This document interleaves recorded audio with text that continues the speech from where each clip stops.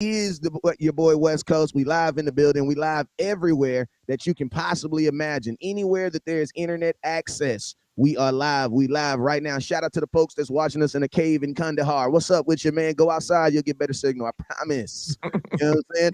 But yo, hey, listen to me. I got the three amigos of cowboy content plus one.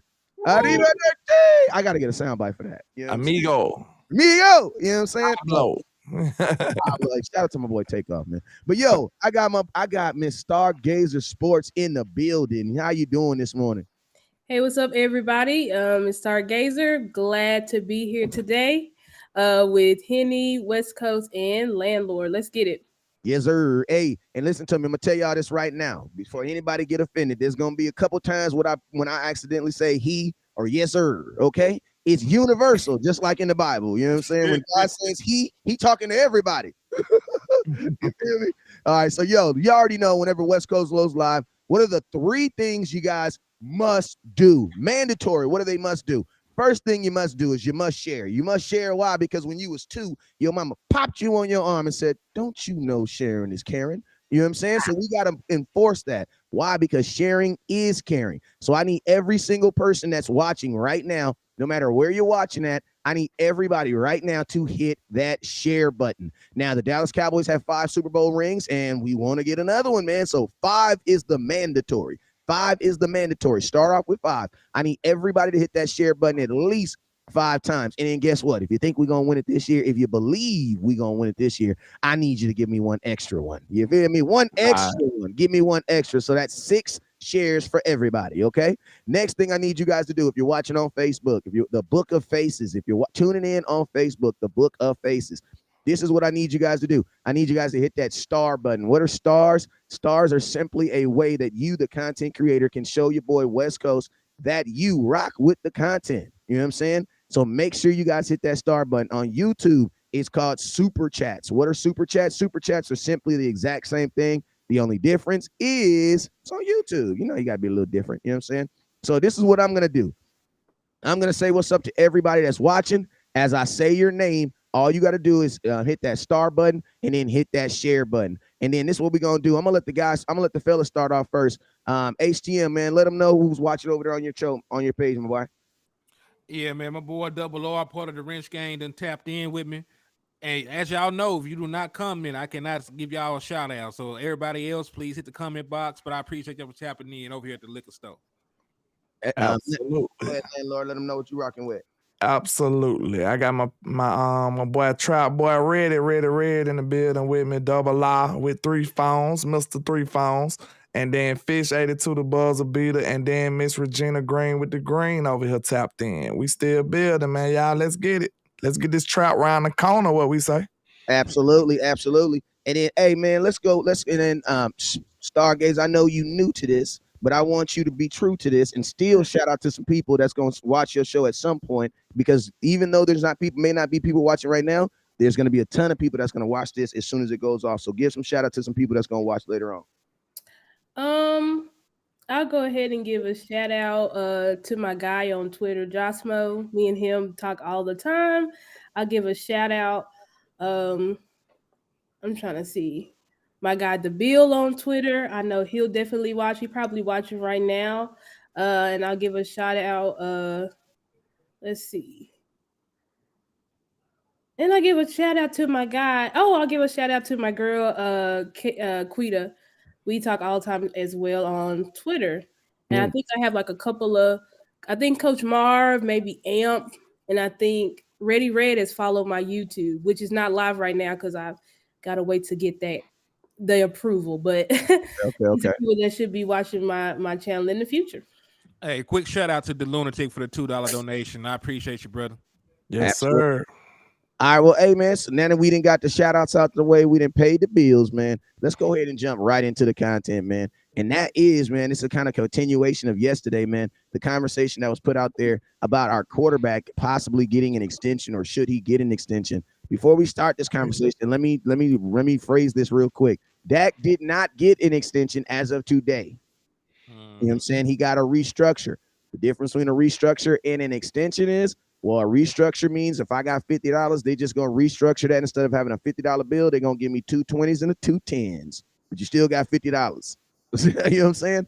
An extension is when they give you more on top of that. So they're gonna extend that $50 to $70. That means they're gonna take 50 and add $20 on top of it. You have more money. You know what I'm saying? So there's a difference. I want everybody to know there's a difference. What Dak got was a restructure, or not a restructure. He got a restructure. He did not get an extension. He didn't get no extra money. And that means that the cap hit is still the same. So let's go ahead and jump into it. Yeah, basically, like you said, man, it's the same money. It's just paid in a different way. They turned it into bonus money. So it just lowers the cap hit. So, but what we talking about his potential contract in the future, right? Yeah, we're talking in the future, because I mean, if you just look at the contracts that are out right now, and the quarterbacks, they're quarterbacks that Dak Prescott has actually beaten, like a guy like Daniel Jones. You know what I'm saying? And Stargazer, I'm actually this. You know what I'm saying? You in the office. You know what I'm saying? You running laps around people. You know what I'm saying? You just, I mean, there's literally, people in the office that you just dog walking. You know what I'm saying? They just have never had better numbers than you. But guess what? They got an evaluation, and they just got a bonus, and now they making a whole $5 more than you. Yes, sir. I want to know, what would you think about that Daniel Jones in your office? You missed the super, West. Hey, go ahead and shout it out. Shout out to Taiwan with the $5 super sticker. We appreciate you, sir. Yeah, also appreciate Taiwan for the $5 donation. Thank you for the love and support, my brother. And the $2 from Lunatic. My bad, Lunatic. Go ahead. The Lunatic, you said, what's my YouTube site name? It's Stargazer Sports. So you guys can follow me. It's the same across my YouTube, Facebook page, as well as I think you should be able to find me by that on Twitter as well. But I mean, West Coast. I mean, if I was Dak, me getting paid the same amount of money as Daniel Jones, APY is unacceptable. I'm pretty much undefeated against Daniel Jones, I believe. Correct. Dak is undefeated against Daniel Jones, is he not? Yes, Dak has not lost to the Giants since 2016. So you're right. Yeah. And Daniel Jones didn't come in until, what was that, 2018, 2019? I believe draft. I think it was 2019, if I'm not mistaken. But absolutely, if I'm Dak Prescott, I need to be getting paid way more than Daniel Jones. I have more playoff wins. Top 10 in completion percentage all time. Top 10 in passer rating, touchdown interception ratio. I mean, we can just keep going. Offensive Rookie of the Year, 2-time Pro Bowler. I mean, my resume is way longer than Daniel. Pause the show real quick.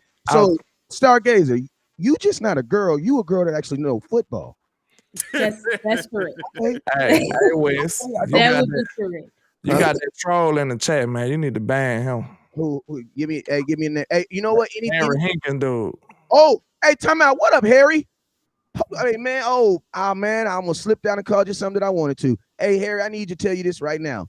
Whatever you going through, I'm gonna pray for you, bro. I need you to stop pretending to be me, man. Listen to me. God made you, bro. The greatest person on earth you could ever be is you, bro. Stop being West Coast, bro, because you only getting the positive, bro. I got a whole bunch of flaws that you can pick up too. If you're gonna be West Coast, be West Coast on everything. You feel me?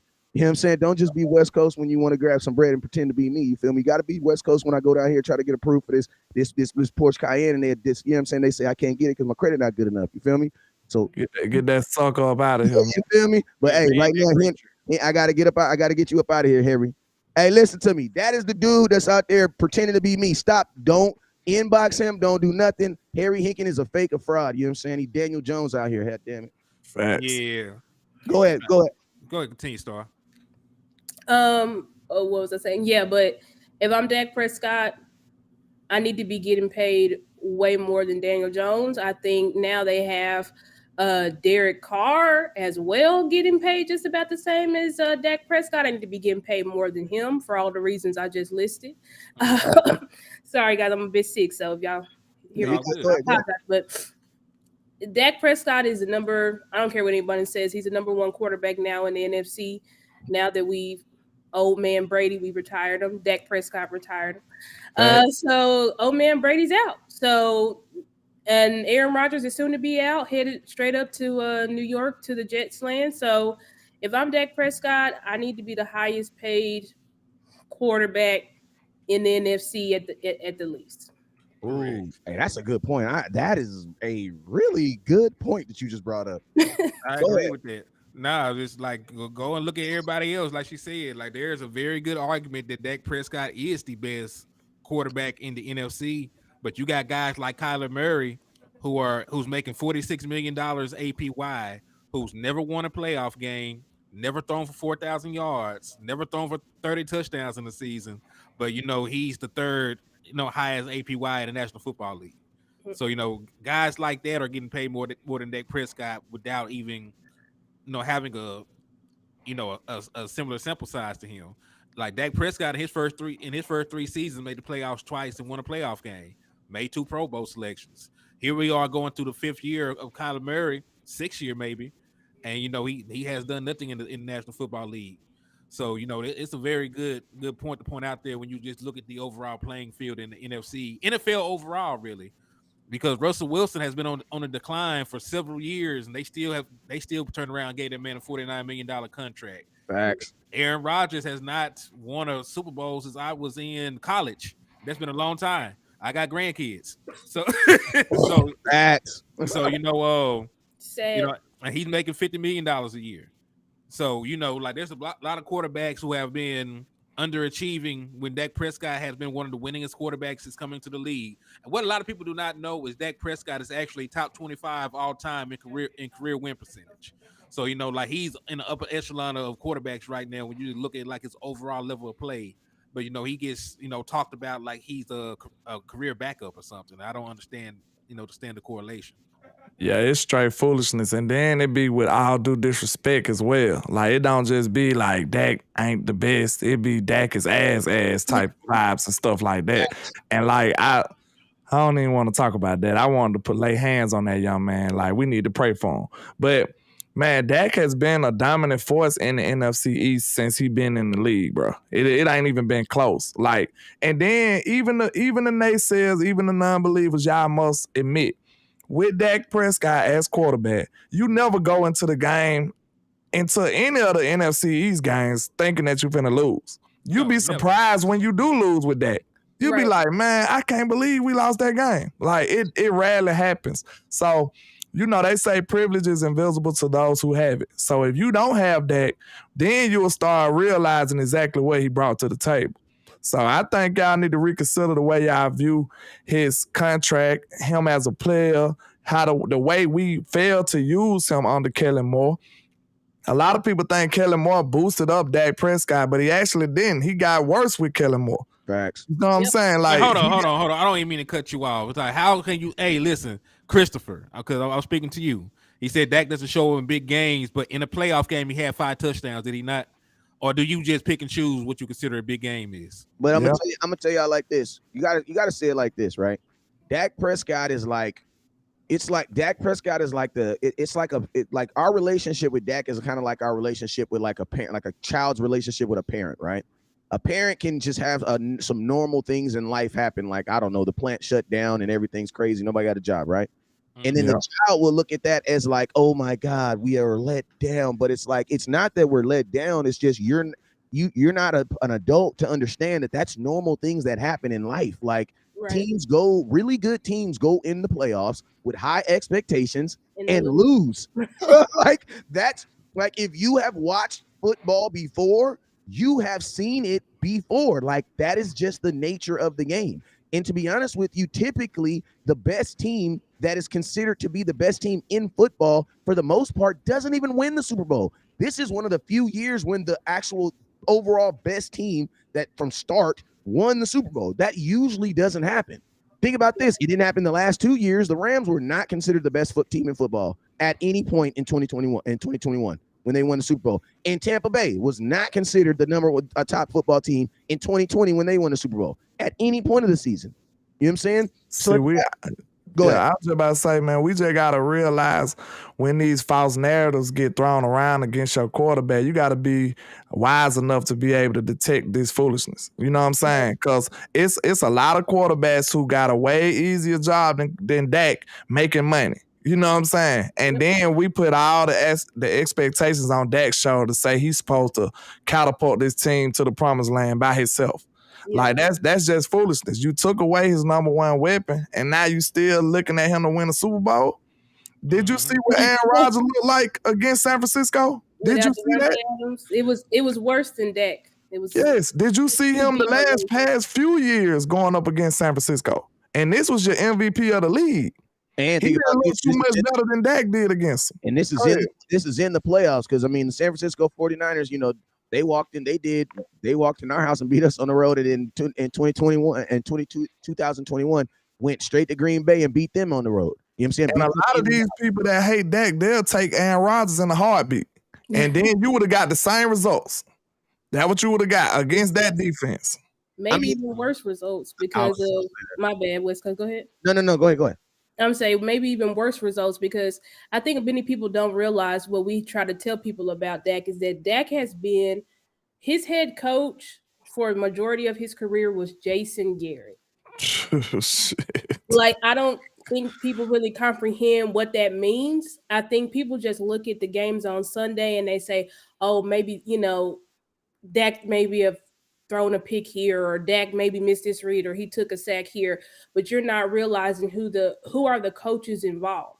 And then after Dak transitioned from Jason Garrett, he had Mike McCarthy, but Mike McCarthy was basically neutered, castrated because he had Kellen Moore right there, who predicated an entire offense that wasn't to Dak Prescott's strengths at all. Dak Prescott rose, led the number one offense pretty much 2 years in a row in a system that wasn't predicated to his strengths. So I think when you guys look at games like the 49ers game, a quarterback cannot just regress that fast. You don't go from the Tampa Bay game, which was pretty much everybody was saying one of the best playoff games from a quarterback in history or in Cowboys history, and then transition the next weekend, all of a sudden your ass. Like, that doesn't make sense. That's obviously your OC. I got some power. It's not the quarterback, but go ahead. No, I just want to say I got some power stats for their ass since they want to talk about this. So you know how everybody is saying that Jalen Hurts is one of the best quarterbacks in the National Football League, this, that, and the third. They got him ranked number one in the NFC. Shit. Hear me out. This stuff is crazy. After 1 year. Go ahead. He only had 80 pass attempts when trailing last year. 80. That's it. So they were up like most of the year. For comparison, 2021, Dak Prescott's best season as a player, he had 250 pass attempts when he was trailing, 216 when he was leading, and 130 when he was tied. So pretty much he had 380 pass attempts come without a lead. So Dak Prescott was either trying to get you the lead or he was trying to play from behind. Or he's trying to keep you back. Right. And then look at the end result. The biggest power and he still won 11 games. 12 wins. Hey, you know what that also means too? That also means that even though football is a team sport, Dak has a huge hand in those victories. Yeah. But all they credit him with is the losses. That's where that logic is super flawed at. You know what I'm saying? You know, I try to analyze these people's logic, because listening to this mainstream media, bro, you'll be sitting around here sounding crazy, making stupid arguments, cherry picking data, trying to form a narrative. That's what gets you behind the 8-ball when you come to this real concrete jungle, coming up against people who actually do the real research and watch film. You'll be sitting up here looking crazy. So so real quick, so we kind of so this is the thing, right? We've made the argument. I think it's this like this, right? You know, value of a person is always going to be predicated on you and how you view them. So if you don't feel that Dak is worth it, then that's probably has to do something with your self-worth also. You know what I mean? Because Dak has actually achieved a lot as a human being to be considered a winner in life. Like, there's only 1,500 people in the entire NFL. That's in the entire world. And there's only 32 starting quarterbacks in the world. So, and he's one of them. Look, I got to exercise for everybody, and this finna be make me sick to my stomach. But I think I gotta demonstrate this to the haters. Okay, check this out. Just imagine if we swap Dak and Hurts. Would you want to go up against them? I wouldn't. No. Them boys will be gangster, boy. Is you crazy? See, they sit up here and say stuff like, Dak ain't winning this and Dak ain't doing that. Just imagine if we had Jalen Hurts and we got to play the Eagles with Dak Prescott. Them boys would have won the Super Bowl. I guarantee you they would have won. Yeah. Man, that'll be horrible to play them boys with Dak, man. Is you crazy? Hey, like, y'all got to realize that, man. I wouldn't want to do that. No. And I'm going to tell you guys this, like, to kind of move the conversation a little bit, because I think we've established this. I think too often we get in a position where we're defending Dak. I'm going to tell you this right now. I'm not defending Dak anymore. You know what I'm saying? Me defending Dak is like me trying to walk up to some random person and tell me why you love your kids. I ain't going to tell you why I love your kids. It's not your damn business. You know what I'm saying? They see it in my life every day. You know what I'm saying? As long as they know it. You know what I'm saying? So some things you just need to realize. If you a Cowboy fan and you're not blind, because maybe you're using like a Braille TV. If you're using a Braille TV, I get it. You know what I'm saying? But if you're not legally blind and you're watching your TV and you still think Dak is ass or trash, that's you, bro. That's you. We're not wasting no more time on this platform. We're not doing this. The question we're gonna talk about now, and I'm gonna be honest with you, it's not even about is Dak worth it? Because when I ask you, is he worth it? Then I have to bring your opinion in there. I don't care about your opinion. I love y'all, but y'all don't even care about my opinion. Y'all don't support us for the opinions. You support us for facts. So don't even ask me if I think Dak is worth it, because it's not about is Dak is worth it. The question is Dak going to be the first $50 million quarterback? Yes or no? I'm going to say that he would not be the first, because knowing how the Dallas Cowboys handle contract, they are going to let all these other guys get paid first. Not first.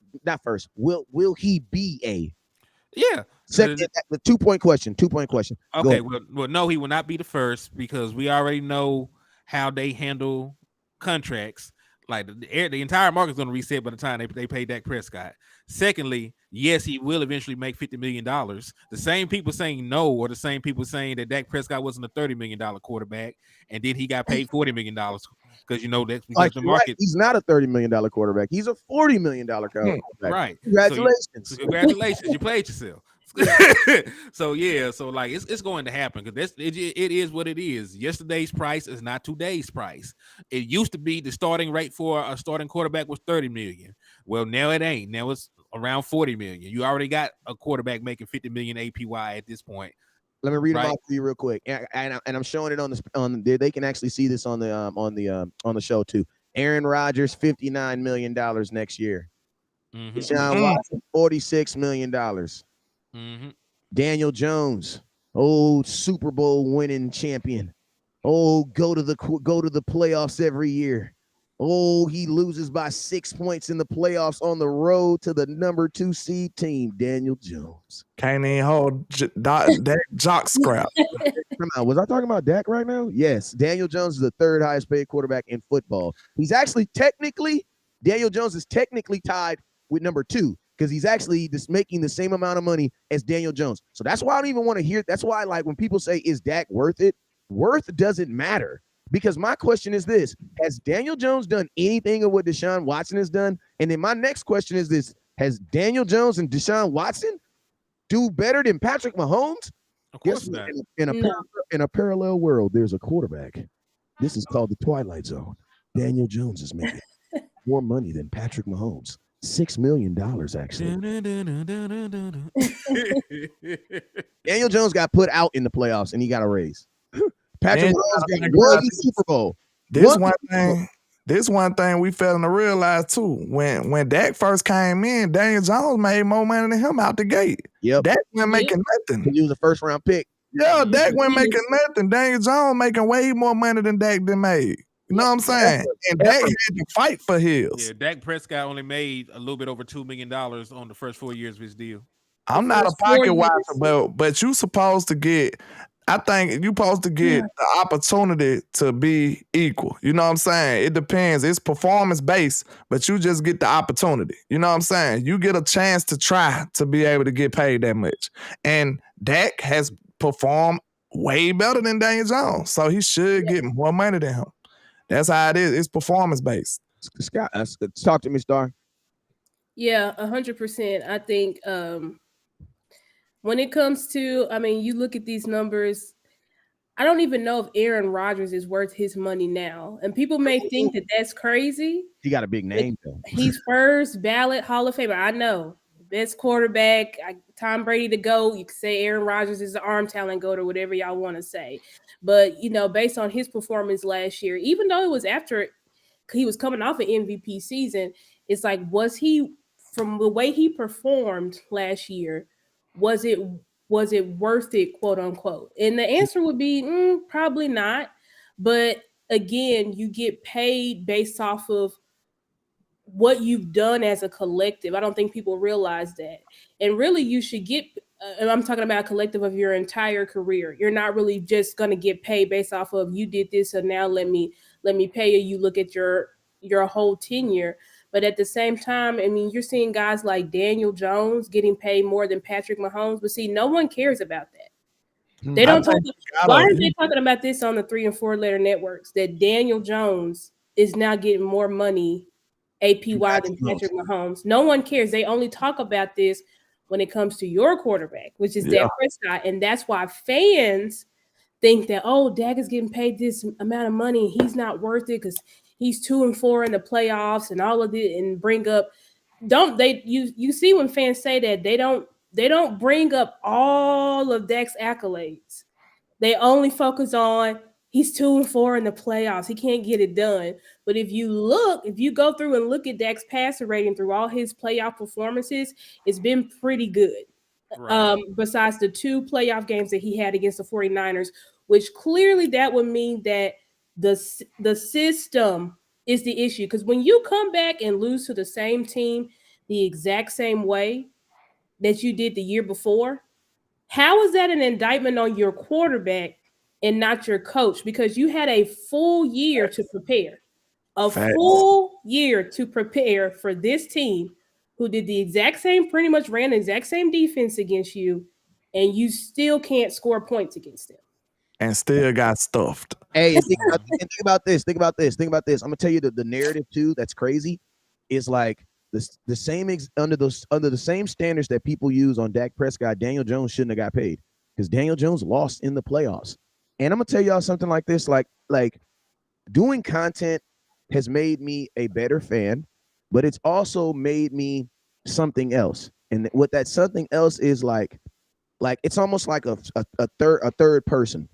Whereas in like being a content creator, I have to like step out of my fandom sometime and not be a fan of the Cowboys, but just be a football fan. You know what I'm saying? And the reason why you do that is because we always have to gauge where we are. And sometimes we will look at ourselves like we'll go into that 49er game thinking like, bro, we about to beat that. We about to beat that. We gonna be ghost riding the whip in the parking lot. And you fail to realize that, bro, this is an undefeated team at home. This is the number 1 defense in football. This is the number 1 tackling defense in football. You know what I'm saying? This is the number 1 short yardage allowing. That means they only allow short yardage. There is a bunch of factors. Listen to me. The Dallas Cowboys as a whole would have had to play their best game offensively of the season. Theoretically, we needed our best game of the season on offense and defense to beat that team. And I'm going to tell y'all this narrative too. A lot of these teams are also, a lot of the fan base, I'm not even talking about the teams anymore because I want fans to know that we talking about you. We talking about you. A lot of these fan bases are even the Eagles, man. I don't like giving them any type of congratulations or something, but I got to do this. I will say this, man. Eagle fans are bright enough to know that their quarterback can play really good and still freaking lose, bruh. Cowboy fans, we don't get that, bruh. We don't get that, man. I don't hear one Eagles fan talking about, oh yeah, Jalen, he really just, and yes, he did fumble. Yes, he did fumble. He did fumble in the playoffs. Yes, he did lose a 10-point lead in the Super Bowl. Yes, he did. But even the dumbass Eagles, bruh, aren't looking at their quarterback the way we view Dak, bruh. Yep. So it's not, bro. It's us, man. And another thing, guys, like if y'all want to know, go and look. I think Derek Carr's brother put out a video. I forgot. I don't know his name. Y'all can help David me out. Carr. David Carr, QB, the guy who does QB school. Like, go and look at Kurt Warner. Go and look at how they break down the 49ers game last year and this year. They are telling you scheme wise that Dak did not have help. They're not, what do you guys call defending Dak or saying that Dak didn't make mistakes, because he did make mistakes. But at the same time, the scheme was not going to beat that 49ers team. Sticks and curls are not going to beat a quarters cover 4 defense. When they know that you are just going to run curl routes, you can see on film that the defenders are not even moving. Then you don't even have the receivers to do that. Nope. You don't have the receivers to threaten nobody deep. We like, bro, listen, you have to be able to scare people with your speed to even win on a comeback route or a curl route. Like, if I'm not afraid of your speed, so I'm gonna just sit down with you. I'm gonna sit right on your route, and I'm gonna be ready to attack the ball when it come my way. Right. So what you're saying is the receiver that actually need to be running those plays just now got on the team, right? Yes, absolutely. Like, you Think shouldn't about be this, doing that. bro. Look, when it comes to wide receiver stuff, man, you got to think. Your main objective is coming off that line is to make the DB open up his hips. You trying to get him out of position. Yep. If you get him to open up his hips, it's over with. You won the route. But if you, he's committed. Yeah, he committed. It's almost like a crossover. You want him to bite that way. That's your whole main objective. Once you get him to open his hips, you go the other way. So if they're not gonna open their hips, they sitting up here just straight facing you the whole time in their back pedal. And then you got the nerve to do a comeback route. They running straight forward too. They ain't opening up their hips. You gotta eat that cushion up as quickly as possible. If you can't do that, your comeback route scares no one. Hey, and you know Michael Gallup ain't scaring nobody with no comeback route. Quincy's talking about, don't you be covered for with short routes. This is why, if y'all listen to Vince Lombardi, he called Kellen joystick, because Michael Lombardi. Theory, Michael Lombardi. Michael Lombardi. Sorry, I said Vince. I apologize, guys. In theory, a curl route should beat a cover 4 defense. But this is the NFL with the best athletes in the world. We were playing the number 1 defense. So that is not going to, in Madden, it will. But even in Madden, if you keep running the same plays, we're eventually going to know we're going to adjust. So maybe the first time you run a curl route against a cover 4, it worked because you didn't know that it was going to be a curl or a comeback route. But you keep running it. If y'all look at that second pick, was that the second or the first? Yeah, it was the second pick that threw. What's his name? Fred Warner and I forgot their safety. Okay. But they literally knew Kellen was running that exact same play. That's the type of stuff you cannot do against the number 1 defense in the NFL. I just thought of a show I'm gonna do tomorrow. Look, it's a play, it's a breakdown. I want y'all to go back and look it up because I'm gonna have it on my show tomorrow. I just gotta talk about this now. Look, Stephon Gilmore broke down Kellen Moore's offense. And now he's a part of your team. And guess what he said? What he said? During the interview, he breaking down his plays, and it came to the Cowboys. This is when he was playing against Amari Cooper. Yep. He said, now the thing about the Cowboys, when they run a route early in the game, they coming back to it again. They gonna run it again. He said, so I already knew what they was finna do. Bro, what does that tell you? This your new Dallas Cowboy telling you that they knew his scheme was predictable. They knew exactly what he was going to do. And I'll tell you something else that he also said. He said, because he was talking about how he got that interception, right? And everybody tries to say that he intercepted Amari Cooper. He really intercepted Amari Cooper. He ran the route. And the reason why he knew he ran the route is he said this. He said 2 things that stuck out with me. He said, 1, I knew they were not going to push me upfield. And 2, I had safety help. So you know what that means to a cornerback? I can do whatever the hell I want to do. Anything short, I can be aggressive. I can jump the hell. Anything that's short, I'm jumping it. Why? Because if I miss it, I got somebody standing behind me that has no responsibility but to do what? Help me out. You know what I'm saying? So, like, listen to me. Those are the type of moments when a cornerback, when you see those type of moments and you see that ball coming out, you know what you're thinking of? I was 4 years old. I was Deion Sanders. I already thinking about what I'm gonna do as soon as I can't wait to get this ball. Hey, he's trying to high step to the end zone. When you see balls like that, you were thinking, am I gonna high step before I get to the end zone or after I get to the end zone? But either way, I'm taking this to the crib. And that's exactly what happened in the San Francisco game. You remember that? It was a play on the game-winning drive, on the potential game-winning drive, when your OC couldn't even muster up a first down. Come on, y'all. All these game-winning drives we see across the league. When do y'all see a team can't even get a first down in a situation like that? Tell me, this never happens. I mean, I'll tell you another game. The overtime game versus the Oakland Raiders on Thanksgiving. We got the ball in overtime and couldn't even convert a first down. That's not, listen to me, an NFL team doesn't happen, bro. An NFL team that cannot convert first downs, that's not talent, bro. Because wait, this I just gotta say that before I forget, bro. Look, when you are OC in a situation like that, Wes, you calling plays for the next play. How do you not get a first down? That's what I'm saying. Look, you say, okay, your first down play, you like, man, let me get like 5 yards. I know this play right here gonna give me 5. Bam, I do the 5-yard play. Now I need 5 more yards in 2-3 plays. You see what I'm saying? You calling plays for the next play. You will never put yourself in a position where it's 3rd and 10. How you do that on a game-winning drive?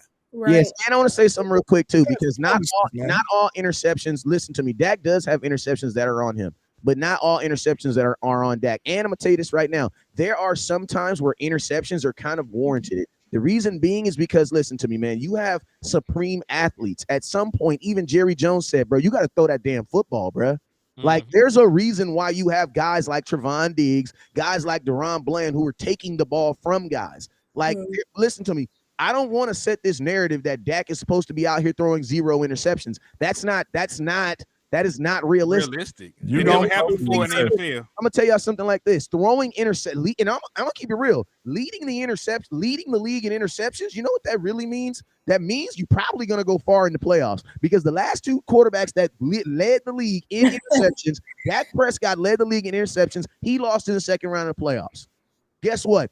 2021. The same quarterback who led the league in interceptions, Matthew Stafford, won the Super Bowl. Absolutely. Listen to me. This is the NFL. Stargazer, you had a phenomenal point where you said these are the best corners in the world. You are, like, I don't want to call nobody dumb, but you're dumb if you think that players are not going to throw interceptions. Listen to me. You have people getting struck out.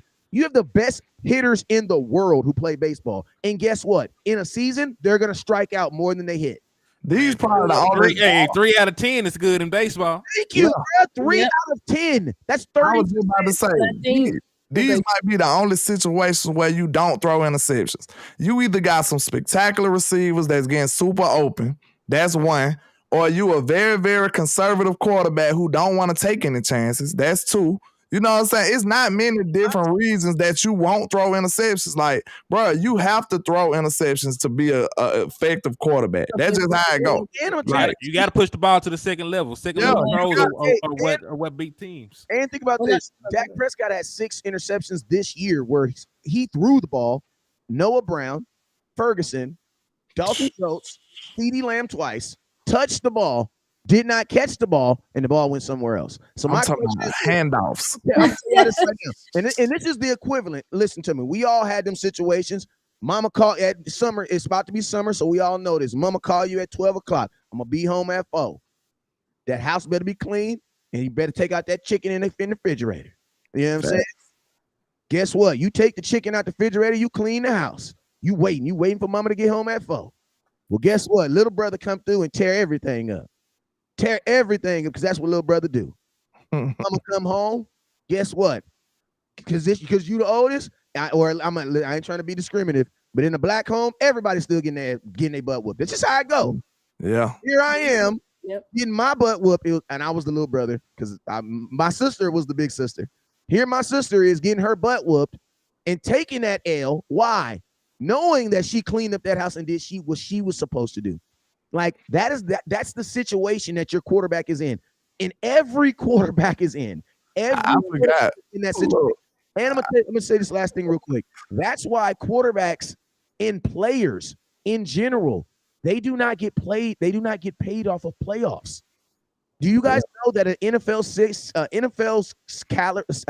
contract is only for the regular season? So people say, so who pays them in the playoffs? The NFL does. The NFL pays the players in the playoffs. But the bonuses. Yes, because you guys got to remember, the NFL understands that you cannot pay someone based off going to the playoffs. Because it's not guaranteed.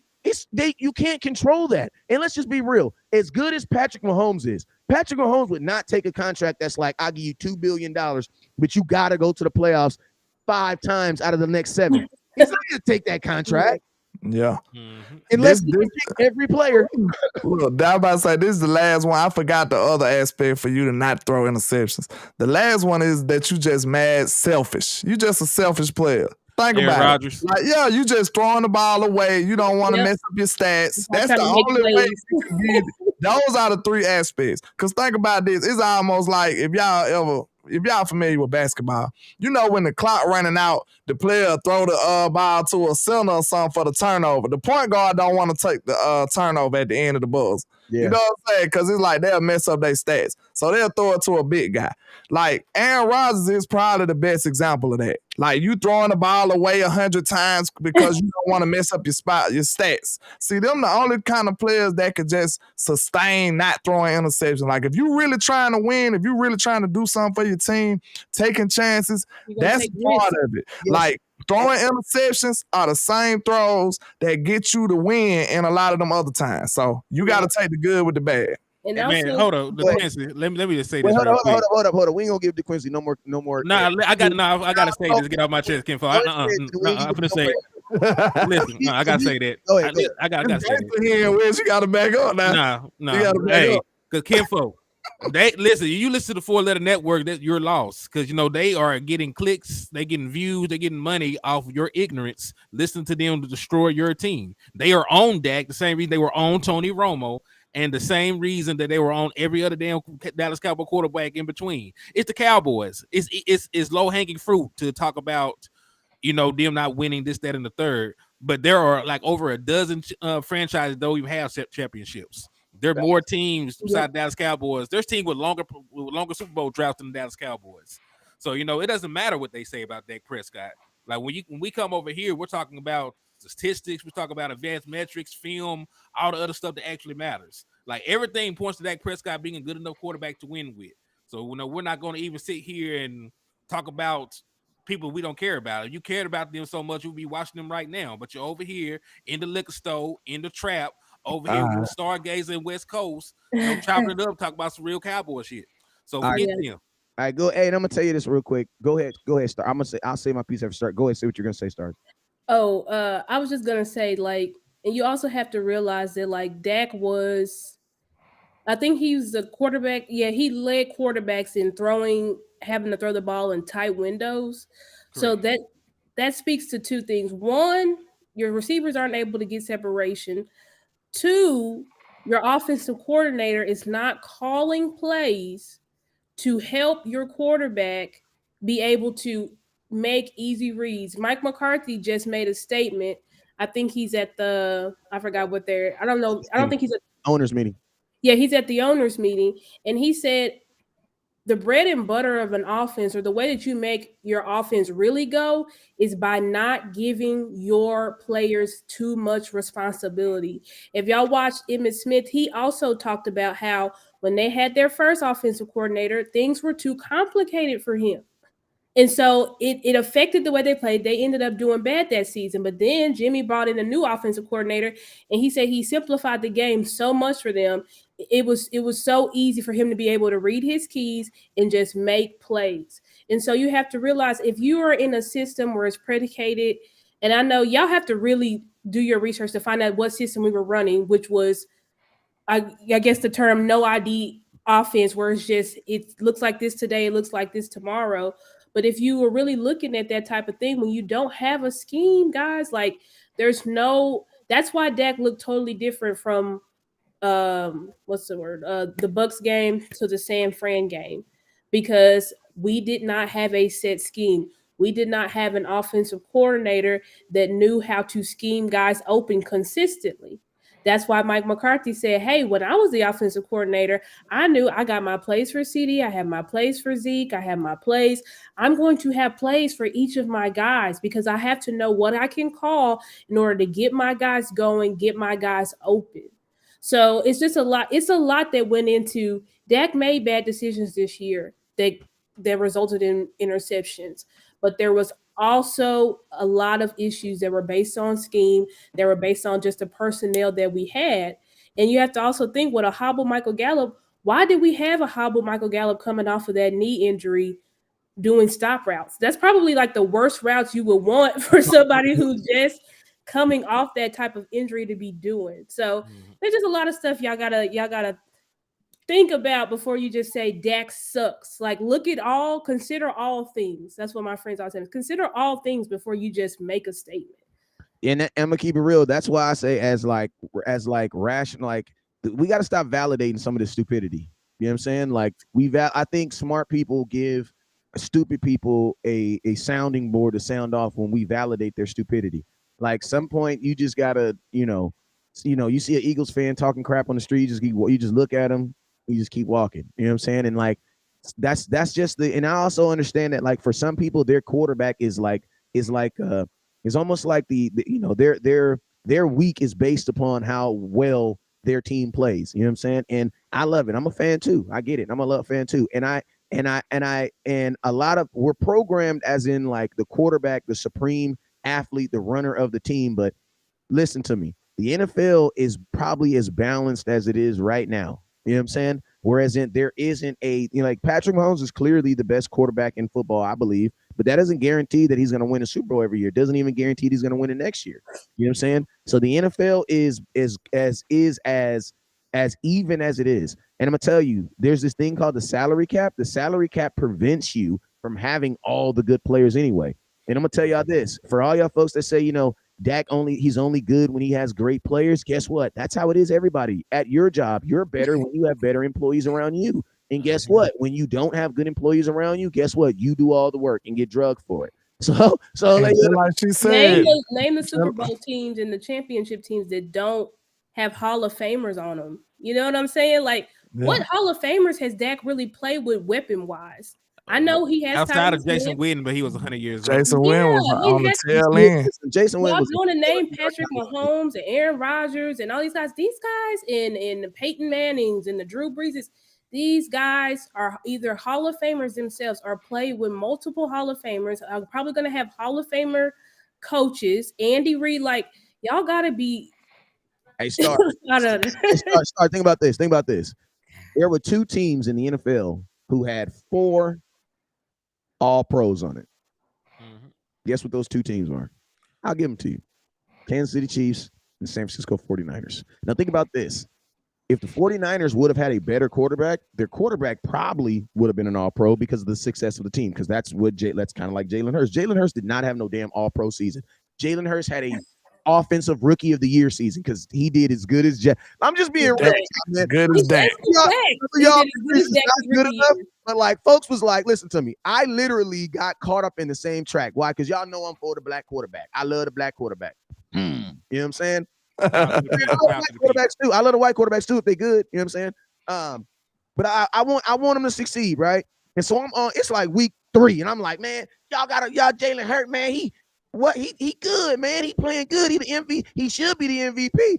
And then, man, this dude, my boy HTM, I ain't gonna lie. Don't ever do that to me alive again, man. Next time, put me on the side and tell me this.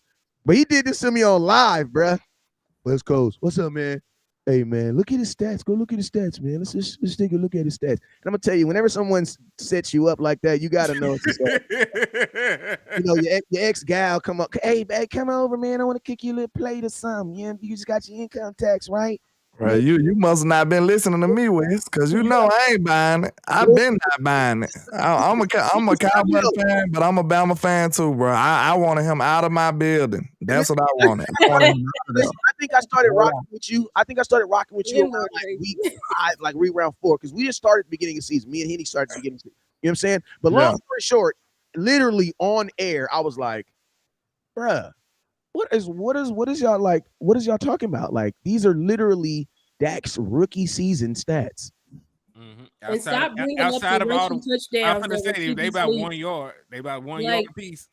like y'all gotta stop this. Oh, well, look at those rushing touchdowns. I'm like, they were mostly QB sneaks. Like, Nah, I ain't saying he ain't improved now. So no, I don't want no to say one's that saying he have he improved. definitely improved. And He I'm gonna definitely Yeah, improved. And I'm gonna tell y'all something too. Listen, as grown ass adults, we need to stop this whole, yeah, but he's been in the league 2 years. That doesn't mean anything, bruh. If you 18-year-olds and have a kid, you're a mother. Get the hell out of here, bruh. I'm not gonna damn if you 17, 16. If you have, listen to me, if you lay down with someone right now and you get pregnant, no matter how old you are, you're a mother, you're a father. It's time to put the big britches on. When someone gives you the starting keys to an NFL franchise, it don't give a damn how long you've been in the league, bruh. You are that guy. Go out there and compete. That's what I said about the front office, though. I think a lot of this blame. I don't know how do the front office just be like Neo and dodge all these bullets? I don't even understand it. They don't get no bullets thrown their way. You mean to tell me you bring in a hobble Michael Gallup, and then you talking about you gonna have a rookie Jalen Tolbert? That's your wide receiving core? Front office Undrafted be free doing stupid agent stuff. Dennis Houston. Bro, come on now. Look, Then look, not there's only a did Dennis you Houston week 1. Not only did you trade Amari Cooper, like she said, you brought in Dennis Houston. These people really convinced us that Dennis Houston was finna be a starting, contributing wide receiver on this football team. Hey, but listen to me. Let me listen to you. I got to defend myself. Dennis Houston did look like the best wide receiver at training camp. That's You not. wanna know why? You wanna know why? Everybody else wasn't good. You wanna know? Do you wanna know why? Because he knew where to be. That's all that offense is. Dennis Houston probably he the one in the front of the class. He the one in the front of the class taking notes. He was the one in the front of the class taking notes, and he was in every position he's supposed to be in. But when that jump didn't work, he looked like hot garbage. But listen to me. But you guys remember, in training camp, at the beginning of training camp, it's not a lot of route. They're not running a lot of team formation. At the beginning of training camp, there's more one-on-ones. Listen to me. No cap, bro. They're like, I'm not gonna take any snack from Dennis Houston up into training camp was the best receiver in training camp. You don't remember them? You don't remember them explaining it? Listen to no, me. I'm just saying. You don't remember when they was asking that? They was like, "What about?" Because everybody was raving about Dennis. Let me say something. I don't gotta explain it. I went to 21 training camp days. No, I ain't saying you. I'm talking about when they was asking that because everybody was raving about him. They was like, "What do you see in Dennis Houston? What do you like about Dennis Houston?" Listen, I understand that what they saying, but I don't care about what Dak got to say, bro. I was driving 107 miles one way. I ain't listening to nothing Dak got to say. I'm watching this dude on the film. I'm watching him on field be a better receiver than everybody out here. And that's just facts. Like CeeDee Lamb didn't become CeeDee Lamb until into the Packers game. You know, and think about this. If CeeDee Lamb would have been CeeDee Lamb, we probably would have never talked about OJ. You know That's another problem with your front office. Yep. They bet on CeeDee Lamb, which was kind of risky. I liked him. I felt like he could do it from day one. I said he was going to be a number one. You bet on it. Listen to me. It's and I want to say something. You do have to bet on players. So I will agree with you. There we go. I got you. I got you. Finally. I would say this though. You should only be betting on players. Like, listen to me. I'm only gonna go put a bet to pay my mortgage if I've already tried several attempts to do it the regular way. Like, bro, you should not be pushing all your tables. Like betting on players is what broke teams do because they don't have the money. Like, you have to bet on a player. But bro, that's why I said you should. That's why I was so adamant about the betting with Dalton Schultz, because to me, that's not a bet, bro. That's not considered a bet. That's playing roulette, and instead of it being black, red, that's playing black, red, black, red, black. Yes, it can work, but bro, the odds are not in our favor. And I'm gonna tell you this right now. I love Ferguson. Watch this film again. But the odds are not in his favor to do what you guys say he's gonna do. Can it happen? Yes, it can. But the odds are definitely against him. This all I was saying. This is malpractice by your front office too. But everybody just blame Dak. You bet on the CD Lamb being number one. We never seen it before. I felt strongly about it, but we never seen it. So it's an unknown technically. So you bet on CD Lamb becoming the number one receiver. Okay, that's a bet. Then you set up here and bet that Michael Gallup could contribute as a number 2 receiver coming off of injury. That's a bet. Then you betted that Jalen Tolbert could be your number 3 wide receiver, and you failed on that bet. So this is what I'm telling you, bro. Those were 3 bets right there, and all of them was foolish for real. We just got lucky that CeeDee Lamb became and blossomed into the player that we needed him to be. What if CeeDee been? What if CeeDee wasn't that guy? We've been screwed. But hey, I'm gonna say this though. I'm gonna say this though. CeeDee Lamb did exactly what he was supposed to do. The problem was everybody else behind him. That's why you have a wide receiving core that was dead last, in separation across the board, outside of once Darian Lamb. And then with CeeDee Lamb, I think what really pissed a lot of us off is that we saw that they moved him around the formation. They made CeeDee Lamb the motion guy. They put him in the slot. All these creative things to get him the ball that we were asking him to do a year ago with Amari Cooper. So, it's crazy, that they had the talent already on the roster, did not utilize it. And then when you got your backs against the wall, you're pulling everything out your ass. Yeah, and I'm gonna say something. I have to get up out of here, Wes, but I do gotta confess before I go too. So y'all, you was right on your end. The only reason I say you was right when we had that debate, because if the Cowboys don't do nothing with this money, then you was right too. And then Landlord, do something with this money, bro. They got some money to do something with it. So I feel y'all too, though. I ain't gonna lie. And before you go, let me say this point too, because everybody's crowning me as the Dalton Schultz, and you guys are so confident. The Dalton Schultz GOAT. Listen to me. Let me just say this, right? You guys just made a whole argument about that same case, right? About you guys did this with CeeDee Lamb and he wasn't. Guess what? Well, you're now doing the exact same thing with Ferguson, and he has less stats. And you think about this. We betting on Tony too. Listen, let me just say this real quick, because I need this to marinate on your brain. So please just let me say this, right? You guys are upset with me because I went through something with my team and learned my lesson, and now I'm applying that. Like, what is that? What is that? We learned a lesson with Michael Gallup last year. We learned a lesson. He scarred me. Oh God, he scarred me. And now this is the question. And now, I don't want to play with him no more. Hold on. Let me say this. We went from a CeeDee Lamb to Amari Cooper, and CeeDee Lamb had more actual stats. He had more actual stats, man. I'm gonna tell you, the Cowboy Nation, you guys are so revved up on what you think this guy's going to do. And I'm going to tell y'all this right now. If he don't do it, Ferguson is going to be the most hated Dallas Cowboy player on He will be the new Jalen Smith. Noah Brown. He will be the new Noah Brown. He will be the new Jalen Tolbert. You guys, I'm going to tell you guys why you hate Jalen Tolbert, because you guys said that he was freaking CeeDee Lamb in his rookie season. So when he came out there and did regular rookie stuff, think about this. If Schultz is mid, then what is Ferguson? Because Schultz was faster than him at the combine. Schultz had a faster combine. He had a faster 3-cone, and he's bigger.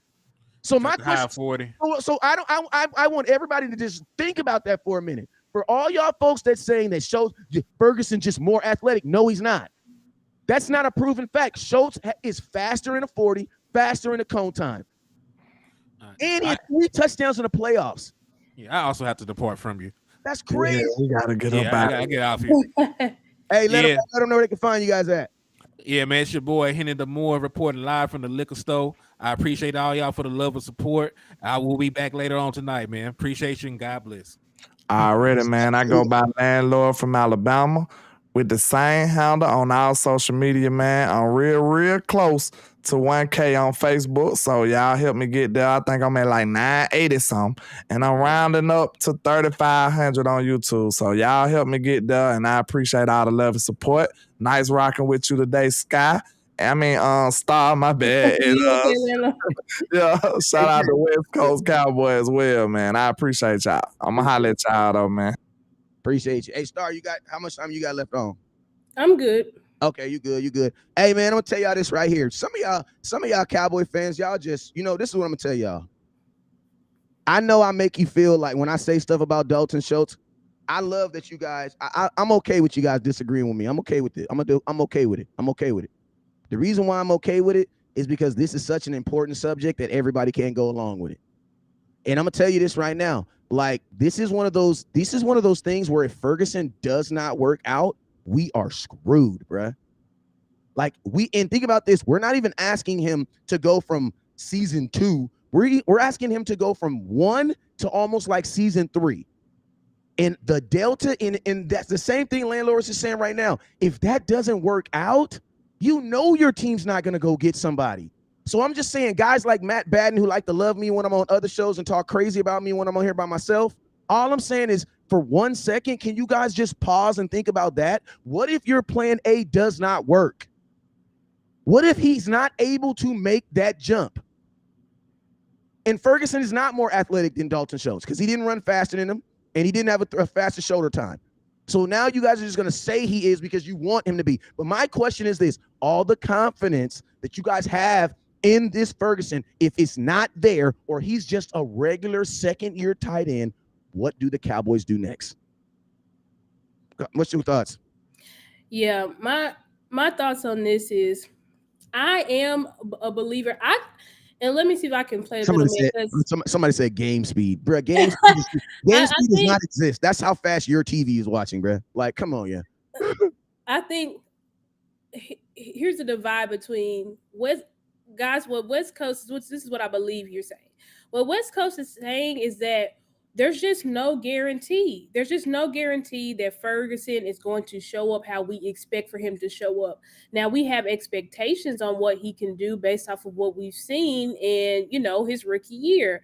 However, the numbers are the numbers, and his numbers are significantly less than Schultz. So you just don't know. Now, I am a believer that we will be fine without Schultz. I think we'll be fine without Schultz because I believe that Schultz numbers were inflated because of the system that we were in, which was predicated on take what the defense gives you in option routes, which Schultz is a mastermind in finding that soft spot in the zone and catching the ball. He has pretty much reliable hands. Now, when it comes to like jump and go balls and stuff like that, that's not Schultz's game. I do think Ferguson has that over him. I do think Ferguson has more yak ability based on what he showed in college and based on what he showed, the little glimpses of him that we saw. I know that Ferguson and obviously Hendershot weren't able to get on the field as much as Schultz. I still believe, I think that Schultz was going to be TE1 regardless because, he was on the franchise tag. And how things go in Dallas, I just don't think that even if Ferguson and Hendershot may have been better, I still don't think that they were going to play over Schultz. Maybe they could have, but I just don't think that's the way it goes in Dallas. Whoever gets paid plays. So because Schultz was on that franchise tag, he was going to play. But I still do believe that I think we're going to be okay because obviously they're going to probably add another rookie tight end. They may even bring in a veteran tight end. And I do think that the upside for Ferguson and Hendershot is more than Schultz's upside to me, based on what I've seen, because I like Schultz, but this past year, I didn't like how sometimes Dak would try to go to him as you're going to be my big target because we know we tried to use Schultz as a red zone threat. But a lot of times, like Schultz would be dropping balls, get pushed off the ball. Wait, time out real quick. Schultz had one drop in the entire playoff season. In the playoffs, he had one drop that everybody remember the 49er game. Not the playoffs. I know he showed up in the playoffs. And then this is the question I want to ask you, Stargazer, because Ferguson was Schultz's backup, right? Mm-hmm. So wouldn't Ferguson be playing in those same hot pockets that he would be playing in? You talking about this past season? This is the issue that I have, right? People say that Schultz is basically an aborigine of what Kellen Moore did. Well, Ferguson played in the same offense. So we cannot sit up here and say that Schultz benefited from an offense that Ferguson didn't benefit from. You know what I'm saying? Like that is well, if they both, and then also I'm gonna tell you this right here.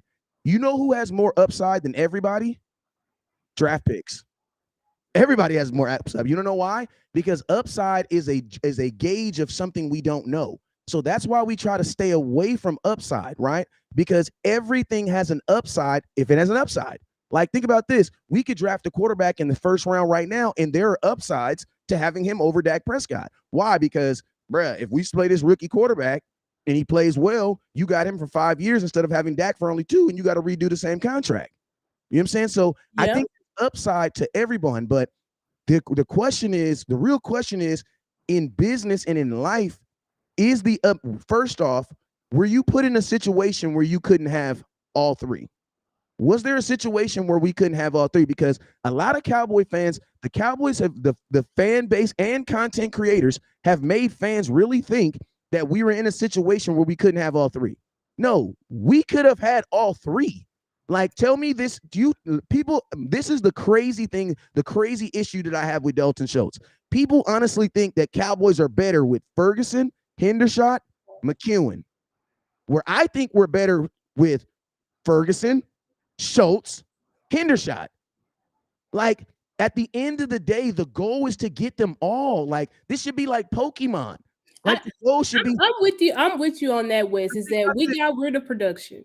Yeah, and think about this, Stargazer. We haven't had one season in 5 years where we've had a tight end play all 16 games. So there's a really high chance that your tight end is not even going to play all the games this season. Like, we haven't since 2016, we have not had our starting tight end play 16 games. So even with that, there's a high chance that your tight end, your starting tight end, whether that be Ferguson, is going to miss some games. So you're going to tell me we wouldn't be okay with having Schultz as a backup? That's the problem that I have with this because at the end of the day, we brought in T.Y. Hilton. Why? Because we had a hole at 2. Like, and then Stargazer, think about how your team fixes holes. When Dak Prescott got hurt, how did we fix that? Man, we brought in a backup quarterback. And then when the backup quarterback got hurt, we brought him in. If you're going to call Dalton Schultz hot pockets, you got to call every tight end Dalton Schultz tight hot pockets. And to be honest with you, what is wrong with a tight end finding an open hole and catching a ball and getting a first down? Like, nothing is wrong with that. I think if we listen to what Jerry said at the combine, when they asked him specifically about Schultz, they said, "Are you re-signing Schultz?" And Jerry said, "Well, we have to sit there and think about." Basically saying, is Schultz what we want? Is Schultz going to be able to fit and produce like we need him to do in this West Coast system? Because to me, I don't see Schultz as a guy that's going to win routes, that's going to high point the ball and things like that. Schultz is what he is, which is a position tight end that can find those soft spots in the zone, catch it, he can move the sticks. I think he led our team in first downs last year, or 2 years in a row. 2 years in a row. So he's a chain mover, but he's not going to in the West Coast system. It's he's Jason Witten. What do you say? He's Jason Witten. Essentially, but I don't want to discredit, because I believe Jason Witten also was able to kind of do both, where he was an option router like Schultz, who could find that soft spot in his own. But I also think Jason Witten, for some reason, he was not fast at all, but he also could run routes. He just was open. He knows how to get open. So I also think with Schultz, like, the issue is that I don't know if his play style is going to fit. And I think obviously Mike, since this is the Mike McCarthy show now, we know in offense, I think Mike wants a different type of tight end than what Schultz is. And I honestly think that Schultz could have been back, but because Schultz was betting on himself, that he thought he was more than he is, and that's why he's not here, because the Cowboys didn't even offer him a contract this year like they did last year because of Schultz numbers. He thought he was on par with Travis Kelce, and I don't know if he thought he was on par with Travis Kelce, but he wanted to get paid in that realm, basically. I don't know if it was Travis Kelce, but I know he definitely felt he was better than David Njoku. It was David Njoku's contract that actually spurred the reason why he canceled, because you got to go look at David Njoku. David Njoku got a massive contract last year, and none of his stats are better than Dalton Schultz. Right. So you see a guy like David Njoku from the Cleveland Browns get this massive contract. It's like the Daniel Jones and the Dak Prescott. Daniel Jones is $6 million more than Dak, and they're like, bro, you're not even close to having the same stats as me. I argue with Henny about this because I think it's basically two sides, and I get what y'all saying, because it's like you can't, because we do use the eye test on Dak Prescott, but you also use stats. Henny was saying that you can't say that Schultz is not a top 5 tight end if he's top 5 or top 10 in production. I think others are looking at Schultz as, okay, yeah, he did have this production, but look at the type of athlete, because David Njoku is a better athlete than Schultz. What's his name? Hayden Hurst is a better athlete than Schultz. These are guys that do different things. They stretch the field. They have some yak ability, leaping over people and all that type of stuff, which is stuff that Ferguson also has, with the hurdle ability, the yak ability. So there's just different abilities that we think that may be better that Ferguson may be better. But I do get your point, West Coast, in that we may be putting too much expectation on these young guys to say that they are going to be able to reach the production of Schultz. I do agree. I do agree with that. And I do think that makes 100% sense. And that's what I told Henny. I said, well, you know what? We're just at the point where we're going to have to see, because we're going to have to see, is Ferguson going to be better in this system like we think he is? I think he is, but we could be dead wrong. And I get that's what you're saying, is that you don't want to make a bet and then be wrong, and then now there's a hole. Facts. Because that's what we got. Somebody who understands me. Because that's always because saying, it's like, we don't want to bet on this guy. He's not good, or say he gets hurt or something happens, and then boom, now we have a hole. And it's like, we could have had Schultz that we knew he's a possession, so he's gonna catch those balls, he can move the chains. We know he can do that. So it's just about going from the known to the unknown. Yes, and I'm gonna tell you this too. I feel like this: when you have money, you shouldn't have holes. Because what is the money for? Like if we're in a boat, right? We're in a boat, and we have a hole, and we have patches to fix the hole. Why did your boat sink? You have patches. Use the damn patches. You know what I'm saying? What is the only thing you can use money in the NFL team to do, in an NFL program, is to either make your team better or to fix something that's broken. That's only two things you use the money for. So it's like, what my biggest issue is, and my team does not have a good track history of fixing holes. Like, we started a rookie, Ben DiNucci. Why? Because they didn't want to go get nobody else, man. You're right. I get you. I get you. I get both sides of the argument. I'm an attorney in real life, so I'm a mediator in theory. Like, I get both sides of the argument of that. Well, there's this and there's that. I'm leaning more toward the we'll be fine without Schultz, but there is a chance that we may not be fine without Schultz, and we may miss him. You know what I'm saying? That there still is that chance because of the production that we seen. 2 years in a row, he put up top 5 numbers. So that's think about this, guys. Think about this too. Like, I wouldn't be so afraid of, like, not afraid. I wouldn't be so like in panic until I, because guess what? Once I see it happen, I will be fine. The only listen to me. The only difference between me and everybody else is I'm not believing until I see it. You guys are believing it because you're seeing it in your head. You know I'm not gonna see it, nor am I gonna vocalize that I believe something if I don't actually see it. That's just, like I said, me personally, I've gotten burned by NFL players to do that. Michael Gallup was the last time, and honestly, I was actually a guy that believed that Michael shouldn't get the contract, but I also believed that But I was also a guy that thought that Michael would probably need only like a month. He ended up needing 2.5 months. You know what I'm saying? And even when he came back, he really never really look like Michael Gallup. You know what I'm saying? He never did. He never did this year. And we're paying him a lot of money. People don't know we paying Michael Gallup $16 million this year. And I'm gonna tell you this right here. Like, you guys should not be upset with West Coast using his platform to stand on something. Like at the end of the day, y'all act like the Dallas Cowboys have not made the wrong decisions and we suffered for it. And they have. Like, there's a reason. Like, listen to me. Shout out to everybody that wears a run the damn ball hat or has gotten a run the damn ball hat. You want to know why I had to write run the damn ball hat on it? Because they didn't want to do it. Nope. Like, they didn't want to do it. So it's like, let's not act like the Dallas Cowboys have this history of making great decisions. And I'm going to keep it real with you guys. I am actually more afraid. I'm not afraid of Ferguson not being the guy, because realistically, the math says that he could be the guy, but the math is against him this year. I'm more concerned about the Cowboys acknowledging it and doing something. Like, think about this. The Dallas Cowboys let your kicker miss 4 kicks in a playoff game and let him kick the very next week.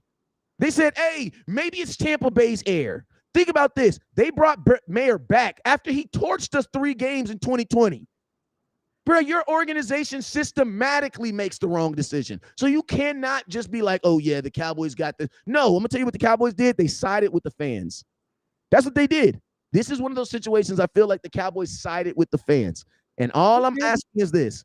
In a season where you guys feel that my quarterback needs to improve, why would you take his number 1 target away from him? Can I just that's a real question I want to know.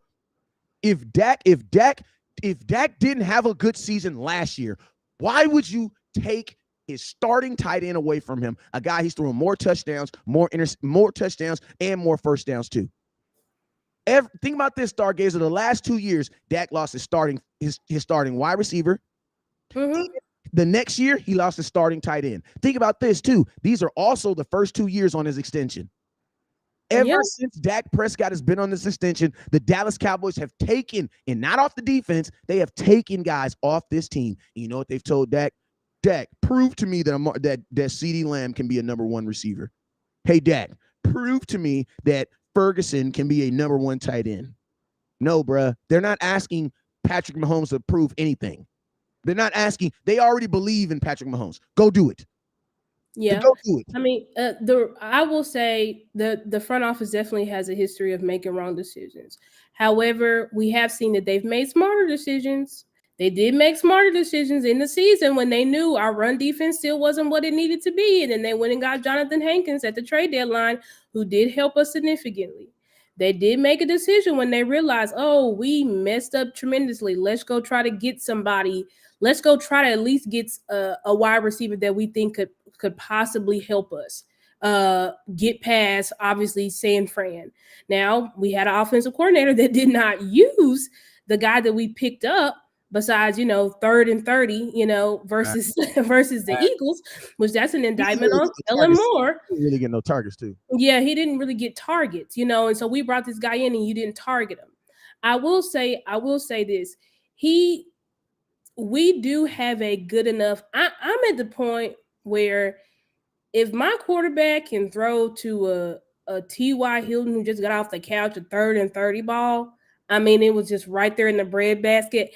My quarterback can adjust. He's been adjusting because y'all don't know this, but Dak has had a revolving door. He's never played with the same receiving core for more than 2 years. Facts. Facts. His entire tenure, he has not had the same receiving core. The only thing that he's had consistently over his career is Dalton Schultz. Yeah, because when was Schultz drafted? 2018. Right. So he's had Schultz, but Schultz didn't emerge into who he was until 17. Okay, then Schultz didn't emerge into who he was until 2021 season. We're like, okay, Schultz showed up for us. Exactly. So it's just like I think Dak will be able to adjust. I think he'll be fine without Schultz because I think we're going to get him, we already got him another weapon. And luckily we have a quarterback that he putting in the work now. That's what I love so much about Dak Prescott. And it's a really not under the radar because everybody says Dak has intangibles. It's just something that it's a Brady-esque type of intangibles where these guys live, breathe, sleep, eat football.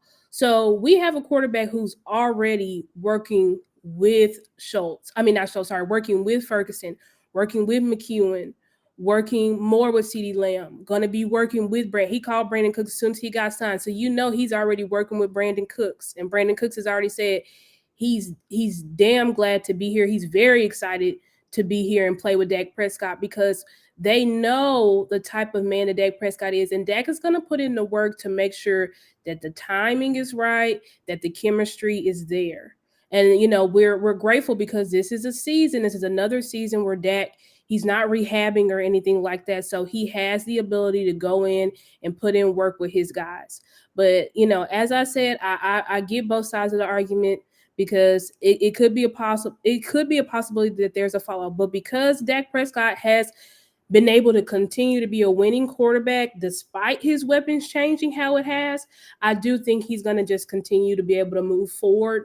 And I think us having better wide receivers is also going to help us not have to um, target the tight end so much. I still think that we're going to obviously Mike McCarthy likes tight ends, so we're always going to use tight ends. I'm not saying that, and they're gonna, but it's not going to be like they have to be our number one focus, if that makes any sense. But I think it's a focus, but at the same time, I don't necessarily think that tight ends have been a focus in Dallas. But like for some odd reason, Cowboy fans get mad when people say, "Oh, they take what you give them." Like there's been this narrative you can't take what you give them and all this other stuff. Like that is what you're supposed to do. Like on a 3-play series, you're gonna take what the defense gives you probably 2 times, and you're gonna try to exploit the defense 1 time. Like defenses are good too. Like there's a degree of that. Now, this is the crazy thing about it is like this, like, it's just, I just be so frustrated with the nation, bro. Y'all take 19 catches, bro, 19 catches and 2 touchdowns, and y'all ready to bet your whole 17-game season on it and want to get mad at a guy like West Coast because I'm just being that guy that's saying, hold on, maybe we should consider this before we do it, because the only problem is this, man. If you're tight, and then I'm gonna tell you this right here, it's not even really like it's really not even the catching that I'm concerned about with Ferguson. It's everything else that a tight end's supposed to do. Like for an example, right? When you run a play action pass, right? And you bootleg and your tight end bootlegs on outside, it's usually your tight end who's what, the key blocker on that, or your running back. Well, guess what? Your running back has a broken fibula, so there's probably a good chance that he's not going to do that.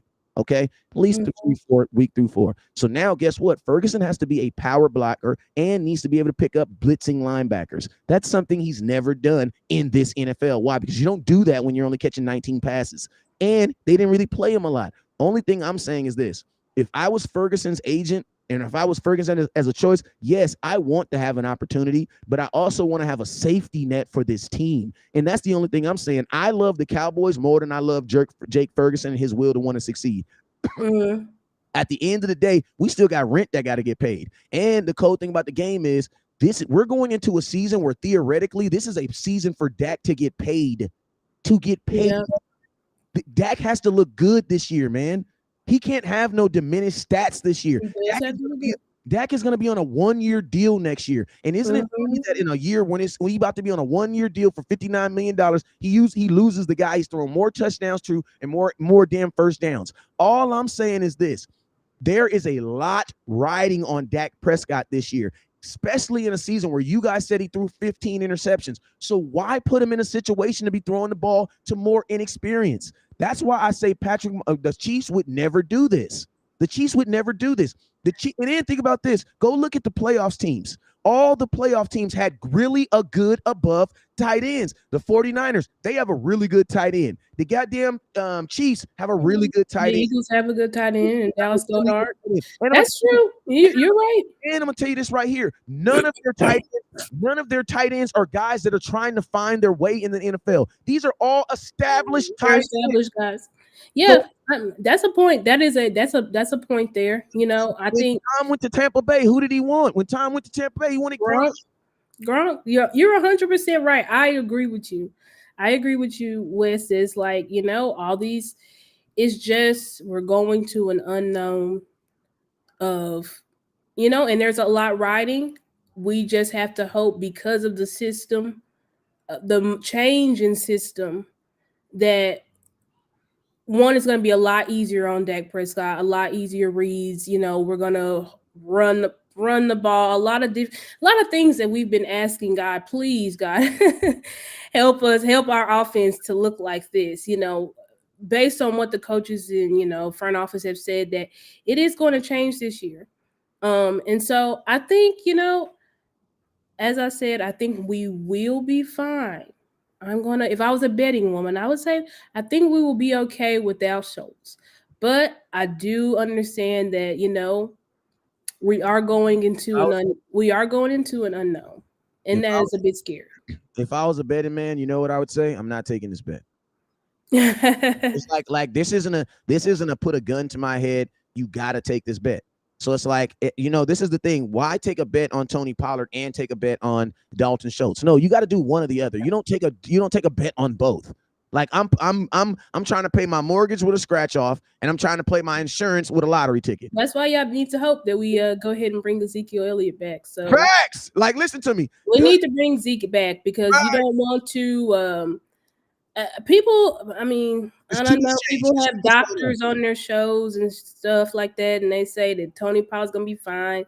And I'm just like, I just don't think that he's gonna look the same. I just don't think he's gonna look the same personally. Because I mean, you look at the way Tony Pollard runs. With that foot injury, I don't see him looking the same. I don't. Now maybe he will, and if he does, great. But I think that's also a reason why the Cowboys put him on the franchise tag, because they don't want to be committed to Tony because you can all. Hey, I'm gonna tell you something, Stargazer. Be committed to him. Let me tell you something too. Before we get up out of here, that people don't know. They could always take the franchise tag back. Well, he signed it, didn't he? He already signed it. They can take it back still. Well, he signed it as of you know what he did as of the. He signed it. He signed it fast. So now, I rescind that. So I'm gonna tell you this. Then the Cowboys have until July 15th to get him a deal. Then they need to put him on a deal, but I think they're gonna let him. Our friend, they're gonna let him play on their franchise. Why you sign it? Why you sign it? It's not good, but he's not gonna look the same. And we paying Tony Pollard. He got the highest paid back this season because you look at all these contracts that these running backs got. The highest paid was Miles Sanders to the Panthers at like $6 million APY. We're paying Tony Pollard $10.9 million. We're also paying Michael Gallup $16 million this year. So I'm gonna tell you the reason why he signed it, because he's hurt. And it's a guarantee. Yeah, he needed security. So he had to sign it. I mean, he was in a lose-lose situation. I mean, he had to sign it. So I mean, but I just want y'all to prepare yourself. I don't think Tony Pollard's gonna look the same. I don't think he's gonna run the same. People say, why wouldn't he sign it? The reason why you wouldn't sign it is because you're gonna get $10 million, but you gotta look. I'm looking toward my career. If I don't ball this year, I'm literally gonna have to take a diminished deal.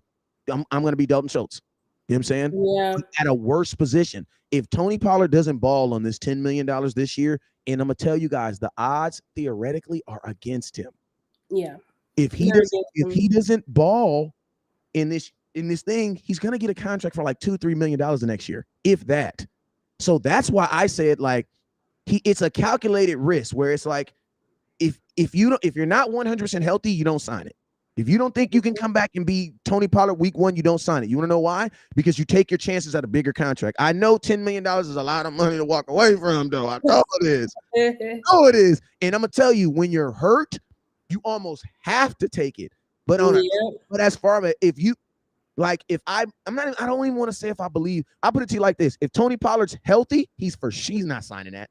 Yeah, he knows he's not healthy, and y'all, we don't hear any reports. We saw the videos of Terrence Steele, getting out of his kickstands and all of this, but we're not seeing no videos, and they're not saying that Pollard is ahead of schedule. Good point. So what we really, our biggest need, and based off of the scheme that Mike said we're gonna run the damn ball, we need a running back. And think about this, Star. Regardless of what happens, he's hurt. He's gonna be on some type of a pitch count. Yeah, exactly. Like we need a running back, and we need the real deal. That now I'm like, okay, well, bring me. If we can get Gibbs, get him. Facts.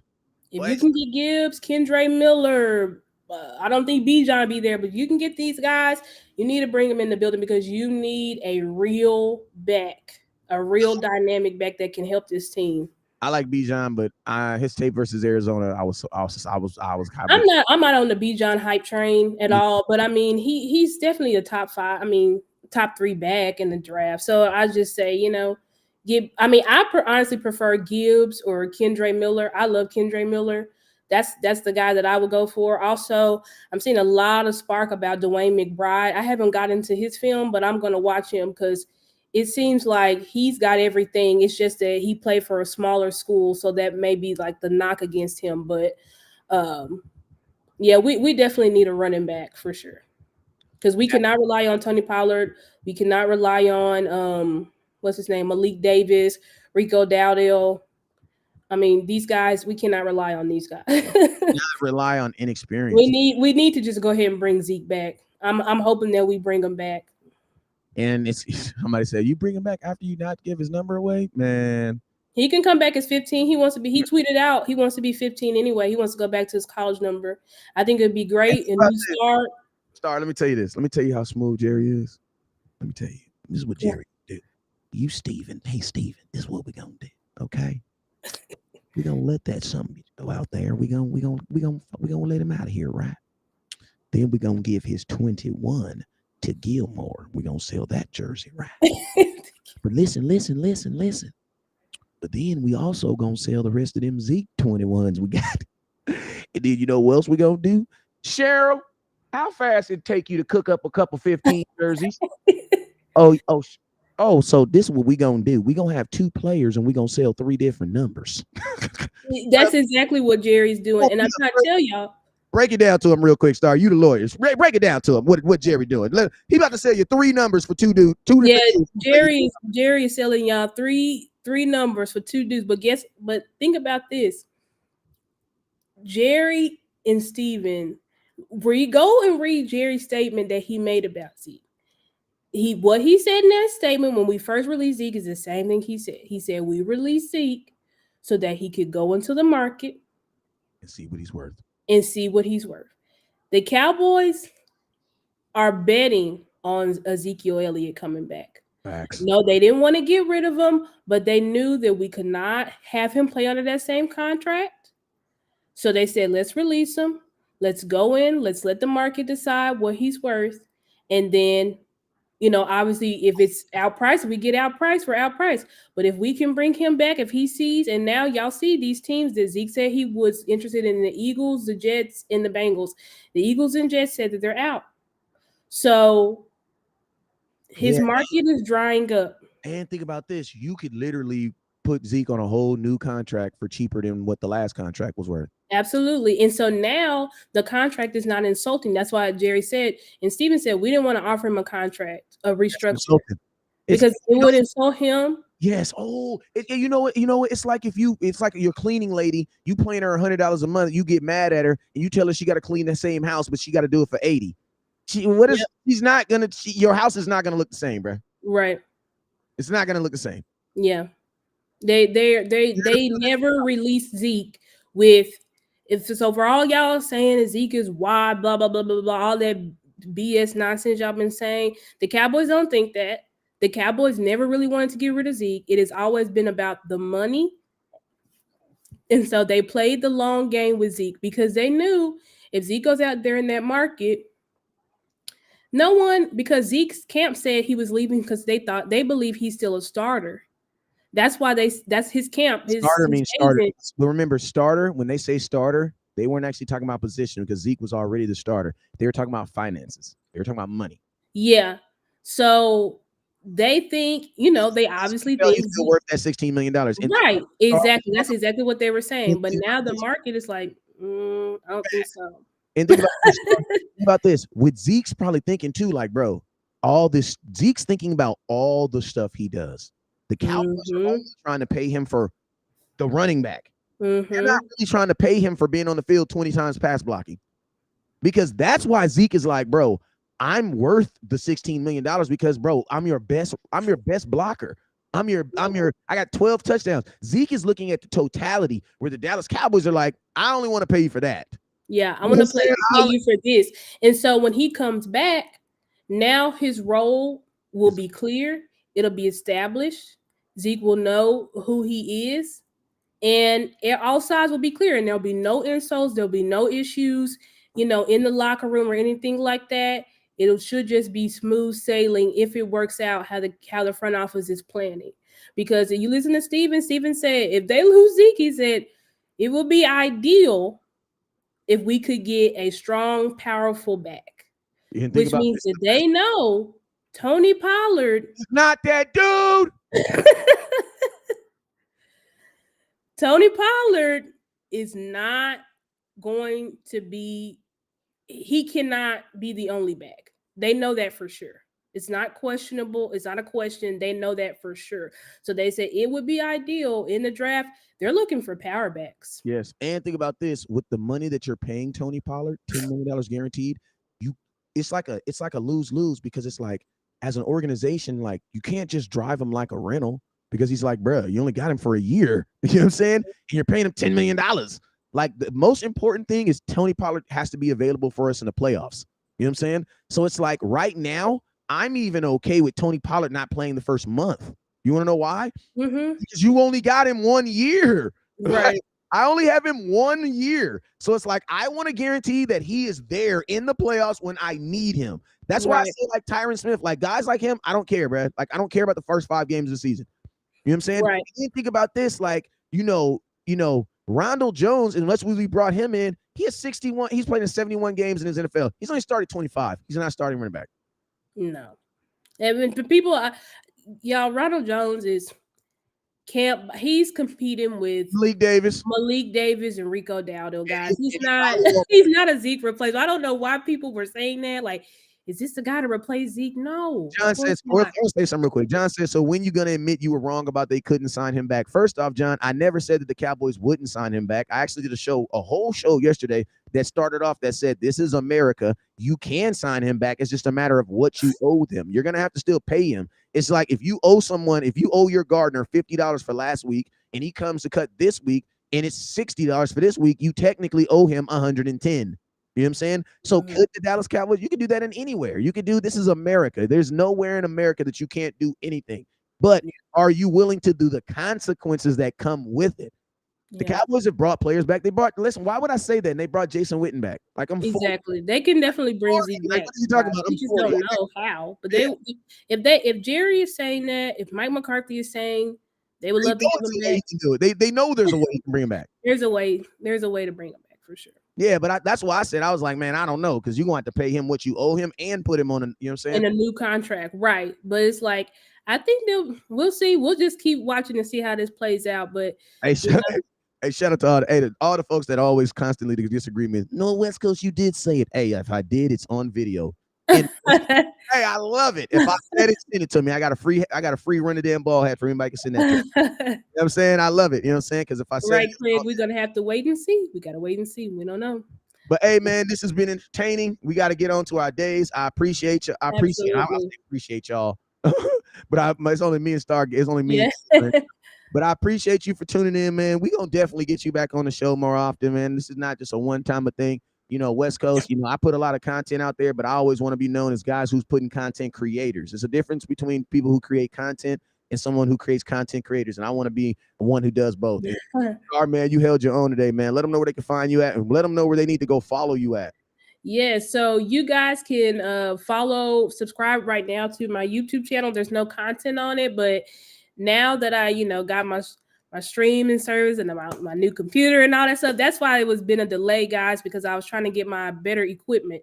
But now I got my equipment, so I'm definitely going to be working on my first video to put on my channel. But my YouTube channel is Stargazer Sports. You can follow me on Facebook as well at Stargazer Sports Media. You can also, you should be able to find me on Twitter as well, Stargazer Sports Media. But my actual name on Twitter is The Stargazer. But instead of an E in Gazer, it's a 3 and it's 2 R's at the end. So you guys can follow me. I saw people throughout the show asking me, where can we follow you? So those are Stargazer Sports on YouTube, Stargazer Sports on Facebook. Should be able to find me Stargazer Sports also on Twitter. And thank you guys so much thank you, West Coast, for having me. I was so glad to be here and chop it up with you guys. And I hope this will not be my last time on the show. Oh, heck no. Heck no. You know what I'm saying? I changed up my whole style. You know what I'm saying? I'm just saying, I was not going to be the one they canceled for cutting you off. Nope, not today. Not today. Yeah. It's all good, man. The Women's Cowboy Coalition was not going to be inboxing me. Not today, Satan. Not today. But hey, man, I appreciate y'all. You already know what it is, man. Never look down because the stars up. Peace.